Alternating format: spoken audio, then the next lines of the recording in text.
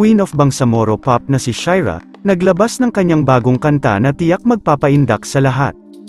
Sa kabila nga ng samot-saring pambabatikos sa Queen of Bangsamoro Pop na si Shaira, dahil sa copyright issue ng kanyang parody hit single na Selos na hango sa orihinal na Trouble is a Friend ni Lenka, ay nakapaglabas na muli ito ng panibagong hit single na talagang magpapaindak sa marami.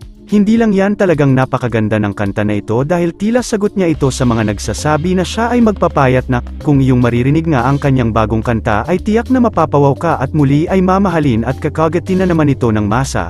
Kamakailan nga ay nagbigay ng detalye si Shaira kaugnay sa bagong kantang ilalabas niya. Sa kanyang Facebook account nitong Huwebes, March 21, sinabi niya kung tungkol saan at para kanino ang ginawa niyang kanta. Ayon nga sa kanya, marami raw nagmumungkahing magpapayat na siya na lalo na ngayong isa na raw siyang celebrity. Assalamualaikum po guys, ilalabas na po ang isa sa mga bago kong kanta soon. Daming nagsasabi at nagmumungkahi na dapat daw magpapayat ako dahil celebrity na daw ako, kaya dapat maganda ang body figure, saad ni Shaira. Sorry po, di po ako artista, local artist lamang po ako and I am proud to say na sa chubby mo makikita ang ganda, aniya. Dagdag pa ng Queen of Bangsamoro Pop, lahat ng chubby o mataba around the globe magingay, good vibes lang.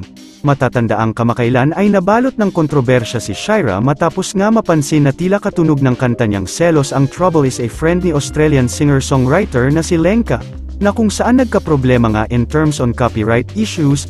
Dahil dito ay voluntary nga na binura ng AHS Productions na humahawak kay Shaira ang nasabing kanta sa mga online digital streaming platform, at nakikipag-ugnayan na rin umano sila sa kabilang kampo at para maayos ang copyright issue. Ganun pa man, umaasa ang mga fans na sana ay maayos na ito at para mabalik ang kantang Selos sa mga digital streaming platforms.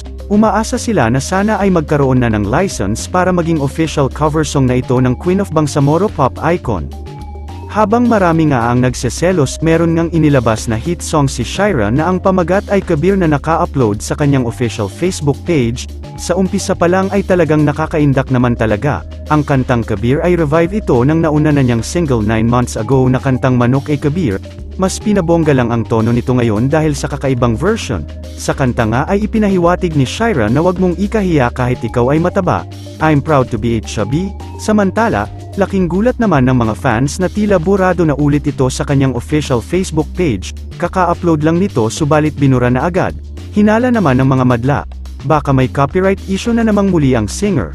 O di kaya baka may inaayos pa sa areglo ng kanta bago tuluyang i-upload. Para sa mga tagahanga, narito naman ang short clips ng kanta at kayo na lang ang humusga.